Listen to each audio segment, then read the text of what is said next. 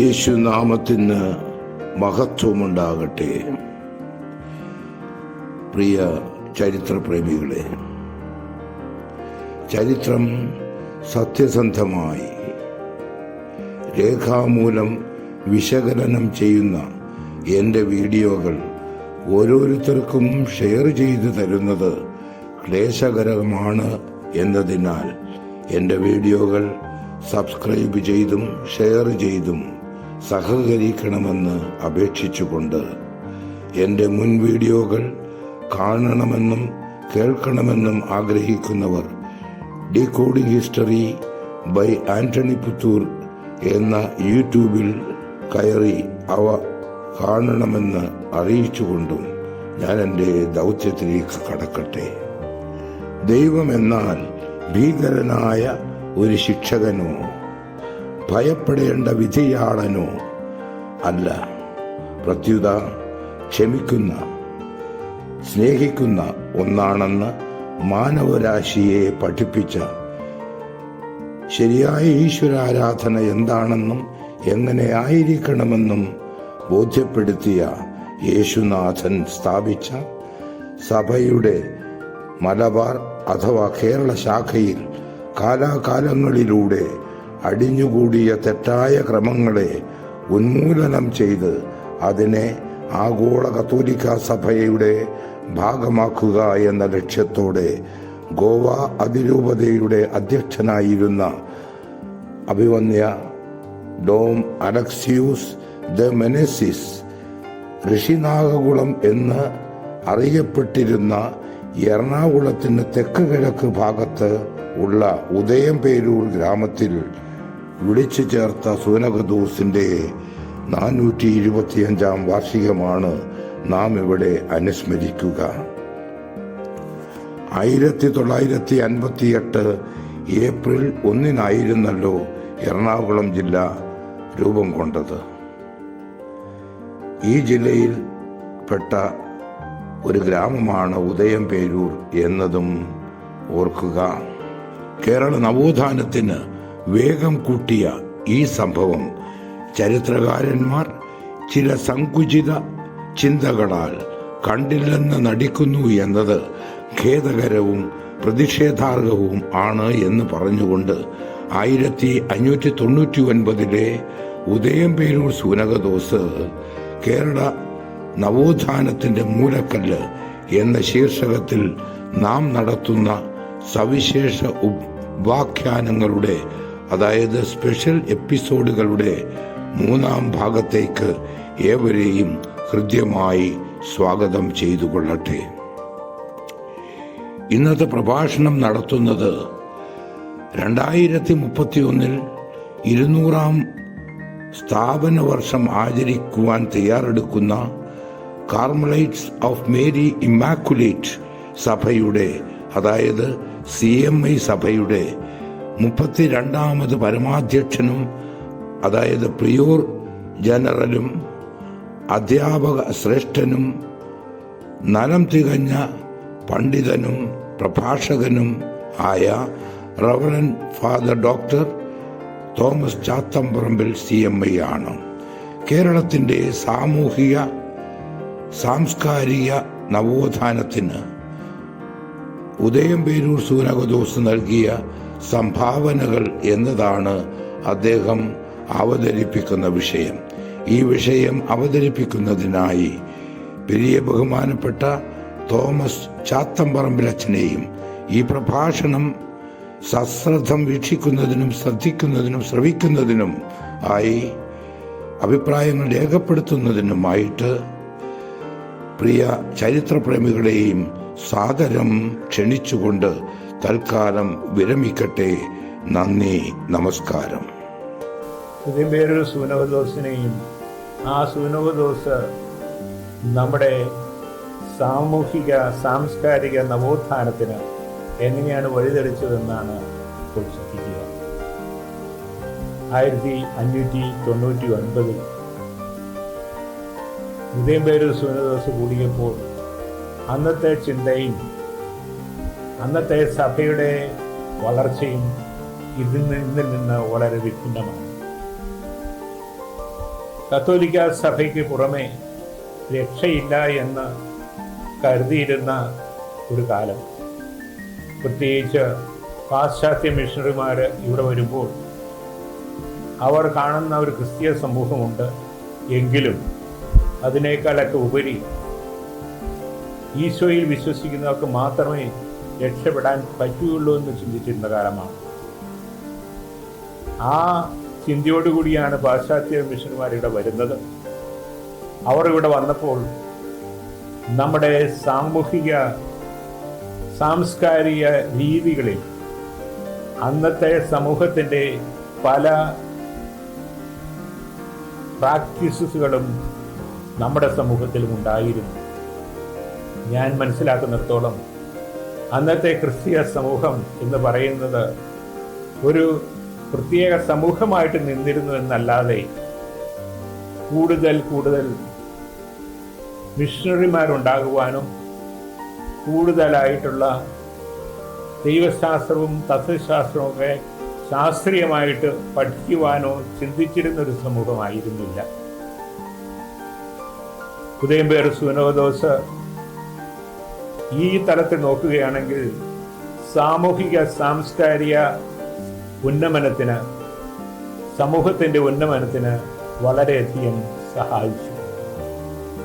അതിൻ്റെ നിയമങ്ങളും കാനോനുകളും നോക്കുകയാണെങ്കിൽ ഒന്നാമതായിട്ട് ഏറ്റവും ശ്രദ്ധിക്കപ്പെടുന്നത് ഇടവക സമൂഹത്തിൻ്റെ രൂപവൽക്കരണമാണ്. ഇന്ന് നമുക്കറിയാം, ഒരു ഇടവക എന്ന് പറഞ്ഞാൽ അവിടെ വികാരിയച്ഛനുണ്ട്, അവിടെ പള്ളിയുണ്ട്, അവിടെ ഇടവക സമൂഹമുണ്ട്. ആ ഇടവക സമൂഹത്തിൻ്റെ രൂപവൽക്കരണം എങ്ങനെയാണെന്ന് പിന്നീട് നമുക്കറിയാവുന്നതുപോലെ മെത്രാനും സമൂഹവും വികാരിയച്ഛനും ഒക്കെയാണ് തീരുമാനിക്കുന്നത്. അങ്ങനെ ഒരു ചിന്ത വരുന്നത്, അങ്ങനെ ഒരു പഠനം തന്നെ വരുന്നത് ഈ ഉദയംപേർ സുനോദോസിന് ശേഷമാണ്. പിന്നീട് ഓരോ ഇടവകയുടെയും വളർച്ച അടങ്ങിയിരിക്കുന്നതും ആ വളർച്ചയിൽ കൂടിയാണ് നമുക്ക് ഇടവക സമൂഹങ്ങൾ ഉണ്ടാക്കുവാനും കൂദാശകൾ, പ്രത്യേകമായി മാമോദീസ, വിവാഹം എന്നീ കൂദാശകളെ വളരെ നിഷ്കർഷയോടുകൂടി വളർത്തുവാനും സാധിച്ചു. ചുരുക്കി പറഞ്ഞാൽ കേരള കത്തോലിക്ക സഭയെ ഒരു ശക്തമായ ഒരു സമൂഹമാക്കുവാൻ സഹായിച്ചത് ഉദയംപേർ സുനോദോസാണ്. ആ ഉദയംപേർ സുനോദോസിൻ്റെ ചിന്തയിൽ നമ്മുടെ സമൂഹത്തിലുണ്ടായിരുന്ന പല രീതിയിലുണ്ടായിരുന്ന ശാസ്ത്രങ്ങൾ മാറ്റുവാൻ സഹായിച്ചു. ഹിന്ദു സമൂഹവുമായിട്ട് ജീവിച്ചിരുന്ന നമുക്ക് പല ഭാര്യമാരുണ്ടായിരിക്കുകയോ അല്ലെങ്കിൽ മാമോദീസ പോലും സ്വീകരിക്കാൻ ഞങ്ങൾ ഉണ്ടാവുകയോ, കാരണം റെക്കോർഡുകളൊന്നും പ്രോപ്പറായിരുന്നില്ല, അല്ലെങ്കിൽ അത് കൃത്യമായിട്ടും പാലിച്ചിരുന്നില്ല. അങ്ങനെ ആ ബുദ്ധിമുട്ടുകളിൽ നിന്ന് നമ്മുടെ സമൂഹത്തെ ഒരു കുടുംബജീവിതത്തിൻ്റെ മാഹാത്മ്യത്തിൽ വളർത്തുവാൻ സഹായിച്ചു. മക്കളെ നന്നായിട്ട് വളർത്തുവാൻ, ക്രിസ്തീയമായ രീതിയിൽ വളർത്തുവാനായിട്ടുള്ള ശാസ്ത്രങ്ങൾ നമ്മുടെ കൊണ്ടുവന്നു. സമൂഹത്തിൻ്റെ ഭദ്രത നമ്മളിൽ കൂടെ കൊണ്ടുവരുന്നു. അതുപോലെ തന്നെ നമ്മൾ അന്നത്തെ ക്രിസ്തീയ സമൂഹം പ്രധാനമായിട്ടും ഒരു പ്രത്യേക സമൂഹമായിട്ടാണ് നിന്നിരുന്നത്. എല്ലാവർക്കും പ്രവേശനമുള്ള ഒരു സമൂഹമാക്കിയത് ഉദയംപേർ സുനോദോസിന് ശേഷമാണ്.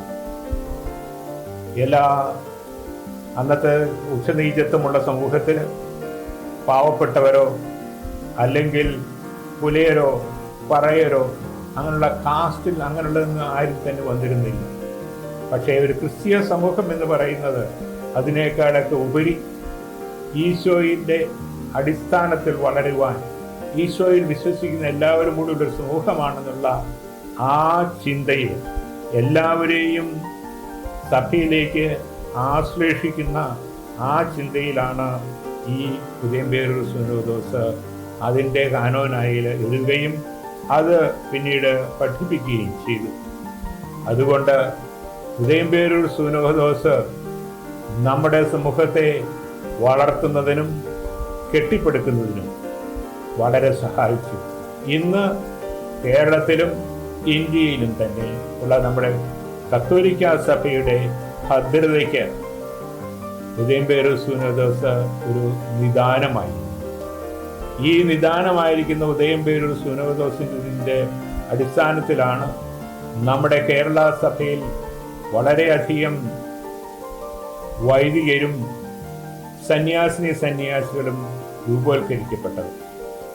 കാരണം എല്ലാവരെയും ഈ സമൂഹത്തിലേക്ക് കൊണ്ടുവരുവാനും അവരെ വളർത്തുവാനും അങ്ങനെ വലുതായ വിശാലഭാവം ഉണ്ടാകുവാനും സഹായിച്ചു.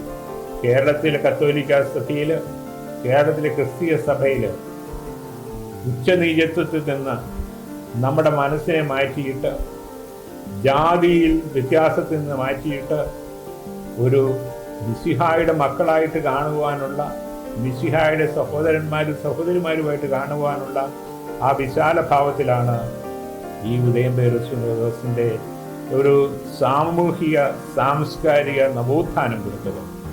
ഈ നവോത്ഥാനമാണ് ഇന്ന് കേരളത്തിലും ഇന്ത്യയിലുമൊക്കെ മറ്റുള്ളവരെ വളർത്തുവാൻ നമുക്ക് സാധിക്കുന്നത്. ഹിന്ദു സംസ്കാരം നമ്മുടെ സംസ്കാരത്തിൽ അലിഞ്ഞു ചേർന്നിട്ടുണ്ട്. പക്ഷെ ഹിന്ദു സംസ്കാരത്തിൻ്റെ ഈ ജാതീയ സങ്കുചിത ചിന്തയിൽ നിന്ന് ഒരാഗോള ചിന്തയിലേക്ക്, മറ്റു സഭകളെ മനസ്സിലാക്കുവാനുള്ള ചിന്തയിലേക്ക്, എല്ലാവരെയും സ്വീകരിക്കുവാനുള്ള ചിന്തയിലേക്ക് വളർത്തുവാൻ നമ്മെ സഹായിച്ചത് ഉദയംപേരൂർ സുനോദോസാണ്. ഈ ഉദയംപേരൂർ സുനോദോസിനെ കുറിച്ച് നമ്മൾ പലപ്പോഴും കേൾക്കുന്നത് അതിൻ്റെ ഒരു വശം മാത്രമാണെങ്കിൽ, ഈ ഉദയംപേരൂർ സുനോദോസ് സാമൂഹിക സാംസ്കാരികമായിട്ട് നമ്മുടെ സമൂഹത്തിൽ കൊടുത്തിരിക്കുന്ന ഈ ഭദ്രത, നമ്മുടെ സമൂഹത്തിലെ വിവാഹമെന്ന കൂദാശയിലൂടെയും മാമോദീസായിലൂടെയും അതുപോലെ തന്നെ നമ്മുടെ ഇടവക സമൂഹത്തിലൂടെയും ഉണ്ടാക്കുന്ന ഭദ്രതയാണ് ഇന്ന് ഏറ്റവും ശ്ലാഘനീയമായിരിക്കുന്നത്. ഈ ചിന്തയിൽ നമ്മൾ വളരുമ്പോൾ ഉദയംപേരൂർ സുനോദോസിൻ്റെ ചിന്ത നമ്മളിൽ എന്നുമെന്നും ഉണ്ടാകുവാൻ സഹായിക്കും. എല്ലാ ആശംസകളും ബഹുമാനപ്പെട്ട ആന്റണി സാറിന് നൽകുന്നു. ഈ ആഗോള ചിന്ത നമ്മുടെ സമൂഹത്തിന് നൽകിയ ഉദയംപേരൂർ സുനോദോസ് ഇന്നും നമുക്ക് ഉത്തേജനവും ഓജസ്സുമാവട്ടെ. കുടുംബത്തിൻ്റെ ഭദ്രത, സമൂഹത്തിൻ്റെ ഭദ്രത, എല്ലാവരെയും നമ്മുടെ സമൂഹത്തിൽ ചേർക്കുവാൻ സാധിക്കുന്ന വിശാലഭാവത്തിലൂടെ ഒരു സാമൂഹിക സാംസ്കാരിക നവോത്ഥാനം നൽകിയ ഉദയംപേരൂർ സുനോദോസ് അതിൻ്റെ ശക്തിയിൽ നമുക്ക് കൊണ്ടുവന്നാൽ ദൈവാനുഗ്രഹം ധാരാളമായി ഉണ്ടാകും. എല്ലാ ആശംസകളും എല്ലാ നന്മകളും എല്ലാവർക്കും ഉണ്ടാകും.